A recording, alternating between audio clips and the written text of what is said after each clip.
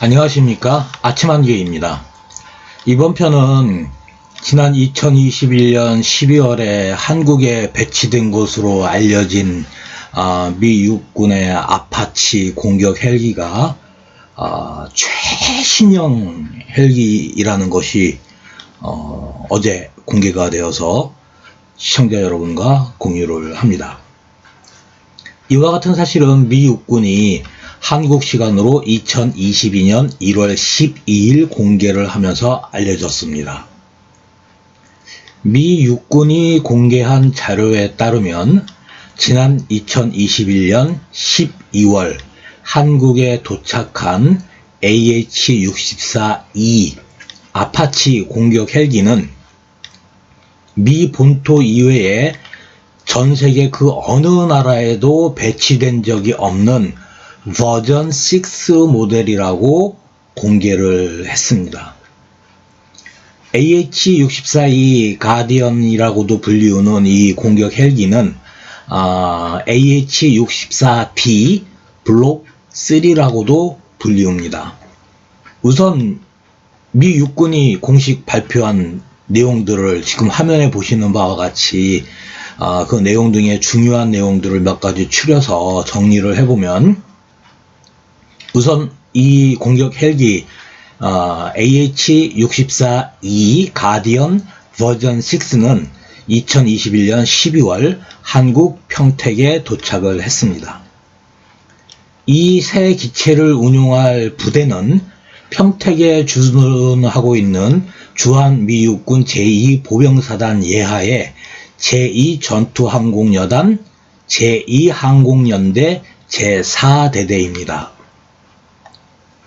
한국에 배치된 수량은 총 12대입니다. 근데 원래 미 육군의 공격 헬기 대대는 24대로 편제가 됩니다.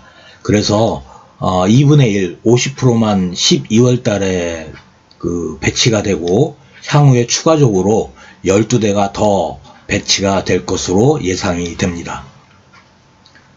한국에 도착한 기체는 기존에 있던 AH-64E 가디언 계열의 기체를 개조를 한 것이 아니고, 록히드 마틴의 애리조나주에 있는 메사 공장에서 새롭게 제작을 한 신규 기체입니다.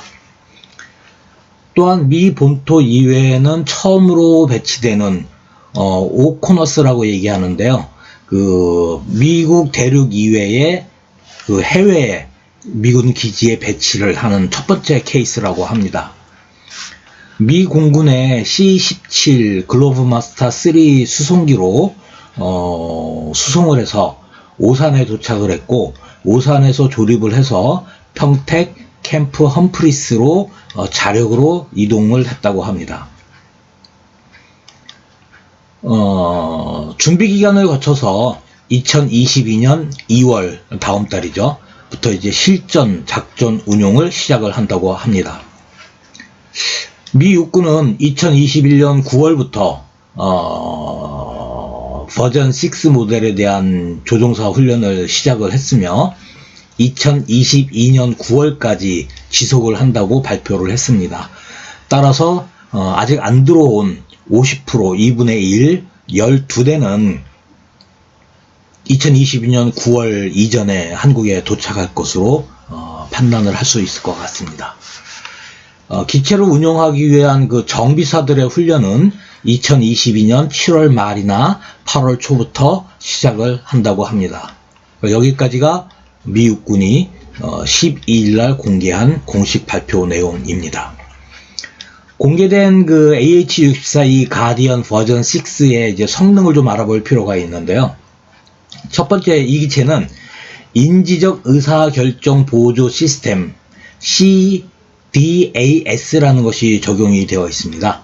좀 어려운 말인데 그냥 인공지능 기술로 조종사의 판단을 최적의 판단, 비행 경로를 찾을 수 있게끔 도와준다는 얘기입니다.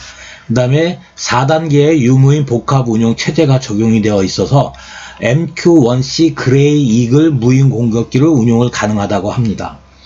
유무인 복합운영체제 레벨 4는 이착륙은 지상에서 통제를 하고 비행 과정이나 임무 수행은 유인 항공기에서 하는 것을 의미를 합니다. 조종사가 다른 무인 항공기의 비행 경로를 직접 통제 지시하고 탐지 센서를 제어하면서 조종실에서 무인기가 보내준 영상을 수신할 수 있도록 설계된 유무인 통제 시스템인 MUMTX가 탑재되어 있다고 합니다. 또한 디지털 지도를 이용을 한다고 하는데요. 이 얘기는 미국이 한반도 전체에 디지털 지도를 완료를 했다는 것을 의미한다고 하겠습니다. 또 승무원에게 고해상도 이미지를 제공하는가 동시에 아파치 공격 헬기의 광학 표적 범위를 확장하고 저공 비행 중에 전선이나 나무와 같은 장애물을 피할 수 있도록 지원을 하는 최신형 표적 획득 지시기 MTADS와 조종사 야시경 시스템 PNVS를 적용해서 20km 바깥에서도 표적을 탐지하고 초저고도 비행을 할 수 있으며 해상 작전도 가능하다고 합니다. 주간 탐지기인 GEN3DSA의 성능을 배가를 시켜서 그동안의 흑백 이미지를 제공을 하다가 칼라 이미지로 변경을 해가지고 표적 감시 및 식별 기능을 대폭 향상을 했다고 합니다. 또한 최신형 링크 16를 탑재해서 합동 전술 정보 분배 시스템의 능력이 향상되어 조종사의 전장 상황 인식 능력과 감시 통제 능력이 향상이 되었다고 합니다. 이와 관련된 참고 자료를 몇 개 시청자 여러분께 드리면 AH-64E 가디언 버전 6는 첫 실전 배치는 지난 2021년 1월입니다. 미 본토 워싱턴주 루이스 맥코드 합동기지에 주둔을 하는 미 육군 제1군단 제16 전투항공여단 예하에 있는 제229 항공연대 제1대대가 가장 처음으로 획득을 했습니다. 그런데 이게 굉장히 중요합니다. 229 항공연대 제1대대는 2022년 1월 현재, 오늘 현재입니다. 대한민국에 순환 배치되어 있는 제16 기병연대 4대대와 같은 소속의 부대입니다. 그리고 제6 기병연대 4대대는 AH-64E 가디언 버전 4를 보유를 해서 무인 정찰 공격기인 RQ-7 섀도우를 운영을 하는 부대입니다. 그래서 이 내용을 이제 평가를 좀 해보면 2021년 12월 한국에 배치된 공격 헬기 AH-64E 가디언 버전 6는 현재 한국에 주둔 중인 제6 기병연대 4대대가 운용을 하는 AH-64E 가디언 버전 4보다 더 신형으로 무인 공격기인 MQ-1C 그레이 이글을 운영할 수 있는 것으로 추정이 됩니다. 따라서 2022년 1월 현재 한국에 전개되어 있는 미 육군 공격 헬기 부대 중에 2개 대대가 무인 정찰기나 무인 공격기를 함께 운용할 수 있는 AH-64E 아파치 기종으로 변경이 된 것으로 판단이 됩니다. 현재까지 알려진 내용으로는 AH-64D 아파치 블록 1과 블록 2는 무인 정찰기 RQ-5 헌터와 RQ-7 섀도우를 운영을 하고 AH-64D 아파치 블록 3, 즉 AH-64E 가디언은 무인 공격기 MQ-1C 그레이 이글을 운영을 할 수 있습니다. 정리를 해보면 인공지능 기술이 적용이 된 인지결정 보조 시스템과 한반도 전체의 디지털 지도를 확보를 해서 생존성이 높은 비행 경로를 결정하고 20km 바깥에서 병력과 장비 등의 표적을 확인할 수 있으며 링크 16으로 통합 네트워크전을 실시할 수 있고 해상 작전도 가능하며 무인 정찰기나 무인 공격기를 공중에서 통제할 수 있는 AH-64E 가디언 버전 6가 한반도에 배치가 되었다라는 겁니다. 이 기종은 전 세계에 미국 본토를 제외하고 배치된 나라가 단 한 국가도 없습니다. 특히 무인 정찰기나 무인 공격기를 공중에서 통제를 하며 작전을 수행한다는 것은 그동안에 헬기가 가지고 있던 단거리의 약점, 작전 범위의 단거리의 약점을 대폭 향상을 시킨 것으로 전방 정찰 능력과 장거리 타격 능력이 획기적으로 향상된 것으로 판단을 해야 합니다. 그리고 그동안 미 공군이 전담을 하던 적 방공망 제압 작전, 시드 작전도 아파치 헬기가 수행을 할 수 있다라는 겁니다. 그동안 적 전차를 파괴하는 것으로 주 임무를 부여했던 공격 헬기가 이제는 전장 감시와 전장 통제 임무까지 수행할 수 있게 되었다는 것입니다. 특히 무인 공격기와 무인 정찰기를 운용을 한다는 얘기는 공군으로 치면 이 무인 정찰기와 무인 공격기가 아파치 헬기의 윙맨 역할을 하게 된다는 겁니다.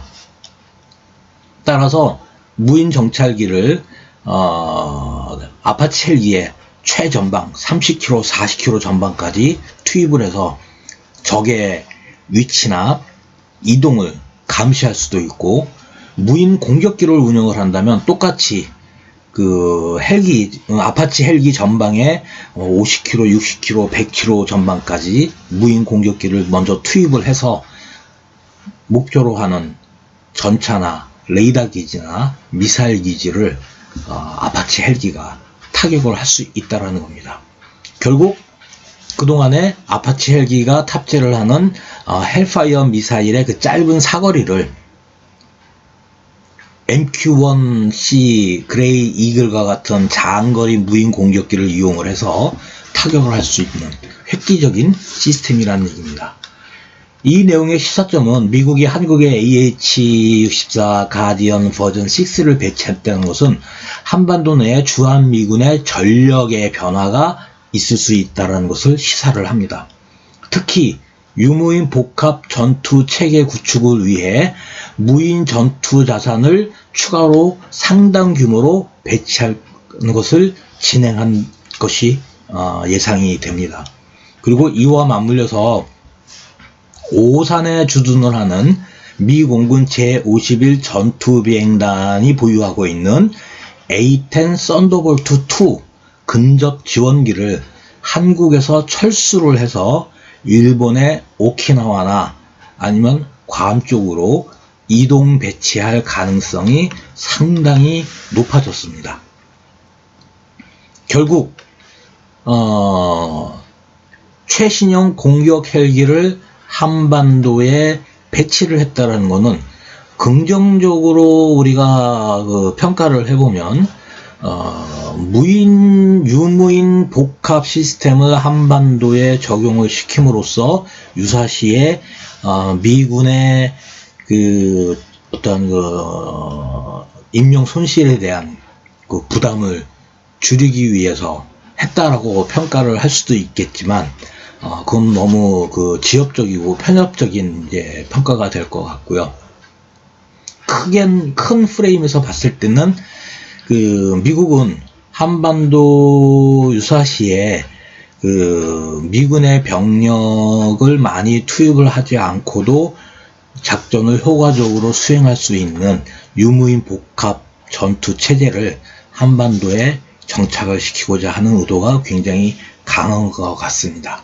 그래서 그 전투 체계가 확정이 되면 줄어드는 병력을, 주한미군 병력을 일본이나 오키나와나 아니면 괌 쪽으로 빼내려고 하는 그 다음 순서를 가겠죠. 그래서 좋은 점도 있지만 향후에 상당히 어려운 점도 발생할 것 같아서 시청자 여러분과 공유를 합니다. 여기까지 하겠습니다. 감사합니다.